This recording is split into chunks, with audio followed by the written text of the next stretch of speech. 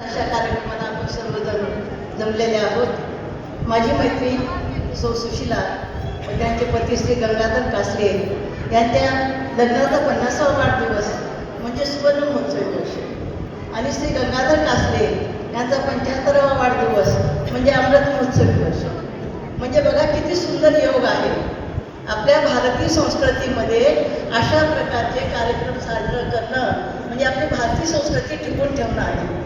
खरं जर पाहिलं तर दाम्पत्याची जी मुलं आहेत, संतोष असेल, अर्चना असेल आणि त्यांचे भाऊ असतील, कासले परिवारातील सगळ्या लोकांचं खरं तर कौतुक करायला पाहिजे की असा सुंदर असा कार्यक्रम त्यांनी आयोजित केलेला आहे। आणि असा सुंदर कार्यक्रम आयोजित करणं म्हणजे लोकांपुढं आदर्श ठेवणं। खरं जर पाहिलं तर सध्याच्या काळामध्ये आईवडिलांसाठी भले त्यांना वेळ नसतो, पण त्याने आदर्श घडवून दिलेला आहे की आपण आपल्या आईवडिलांनी आपल्यासाठी काय काय केलं आहे आणि आपण त्यांच्यासाठी त्यांच्या गुणातून कितीही काही जर केलं तर आपण आपल्या आईवडिलांचं गुण उतरवू शकत नाही। तरी पण त्यांनी हा सुंदर कार्यक्रम केलेला आहे। आणि खरं जर पाहिलं तर ते कशामुळं घडलं, कारण त्यांनी आपल्या मुलांवरती चांगले संस्कार केले। एक मुलगी डॉक्टर, एक मुलगा डॉक्टर आणि मोठा मुलगा इंजिनियर।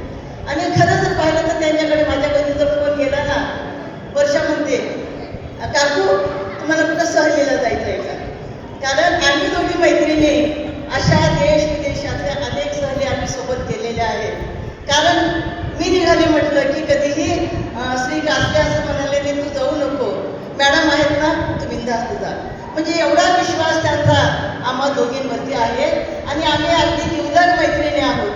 खरं जर पाहिलं तर यांनी हे सगळं कुटुंब एकत्र गुंफून ठेवलेलं आहे। म्हणजे कुटुंबाला बांधून ठेवणं ही सोपी गोष्ट नाही। हे असं कुटुंब गुंफून ठेवणं, एकत्रित ठेवणं ही खूप जबाबदारीचं काम असतं। आणि अशा प्रकारे फक्त आपल्या कुटुंबालाच नाही तर आम्ही जशा दोघी मैत्रिणी आहोत ना, तसं त्यांची डॉक्टर अर्चना आणि माझी मुलगी कनुप्रिया त्या दोघी मैत्रिणी आहेत। कारण ज्यावेळेस मी राजकारणामध्ये होते, माझ्याकडे वेळ नव्हता, त्यावेळेस माझी मुलगी कनुप्रिया आणि अर्चना म्हणजे कासलेंच्या घरीच असायची। ती आमच्या घरी कमी पण कासले परिवारामध्ये ती असायची। म्हणजे तिने आपल्या परिवाराच्या लोकांना प्रेम तर दिलं, पण आम्हाला सुद्धा मैत्रिणींना सुद्धा एवढं त्यांनी मैत्री जपलेली आहे। तर अशा प्रकारे म्हणजे त्यांनी इतरांवरती प्रेम करणारी लोक आहेत। म्हणजे आपण म्हणतो की खरा तो एकच धर्म जगाला प्रेम अर्पावे, अशा प्रकारे त्यांनी हे केलेलं आहे। आणि खरं जर पाहिलं तर अमेरिकेमध्ये एक विषय ठेवलेला आहे की मैत्री हा विषय आणि आपुलकी असावी हा विषय ठेवला। का ठेवलाय? कारण तिथं लोक एकमेकाशी मैत्री करत नाहीत, आपुलकीने राहत नाहीत। पण आपल्या देशामध्ये आणखीन हा मैत्री भाव ही आपुलकी आणखीन टिकून आहे। त्यांनी सुरुवातीला गुरूंचं पूजन केलं, आईवडिलांचं पूजन केलं, विठ्ठल रुक्माईचं पूजन केलं। ही जी संस्कृती आहे ही संस्कृती त्यांनी टिकवली। गुरुचं पूजन करणं म्हणजे काय माहिती आहे का तुम्हाला? की गुरुनी जे ज्ञान एवढं ज्ञान कोणी देऊ शकत नाही। गुरु गोविंद गो खडे टाके लागू पाय, बलिहारी गुरु आपले गोविंद देव बताय। म्हणजे कबीरदासांनी म्हटलेलं आहे की आपल्या समोर ईश्वर आणि गुरु समोर एकदम आले तर कुणाचे चरण स्पर्श करायचे?